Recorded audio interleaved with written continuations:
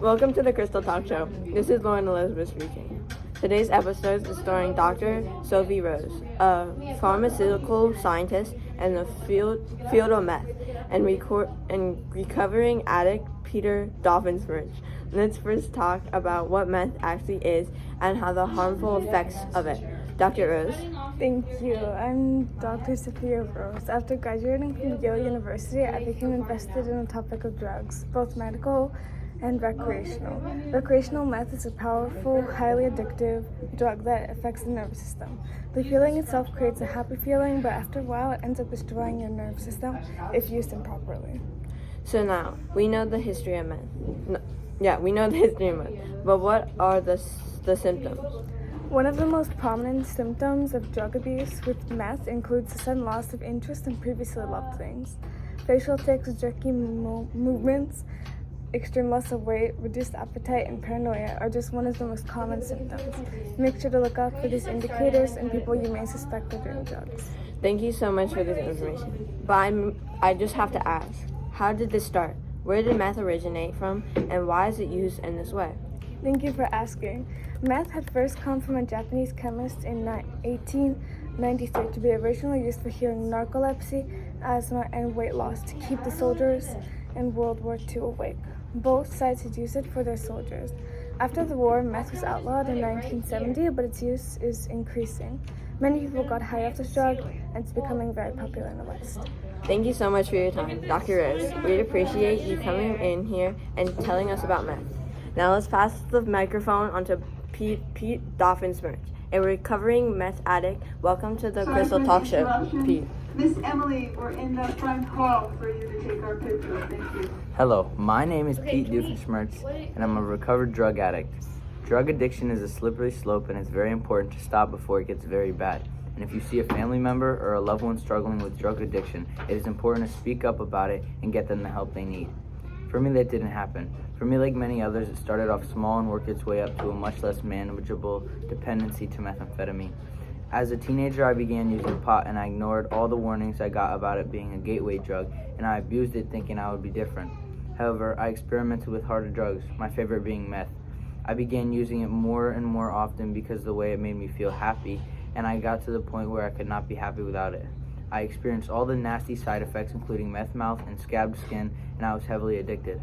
I was fired from my job and kicked out by my parents, and I found myself starving on the side of the road, scavenging for my next hit. I was very lucky with the way that I was able to turn my life around, but many others are not so lucky. Many times the addiction road ends with prison or jail or overdose.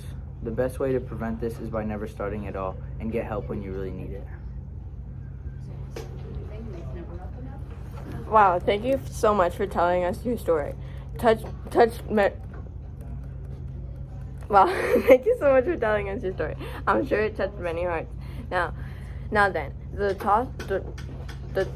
Crystal Meth Talk Show has prepared a video made by Filmbird and Friends titled Nuggets.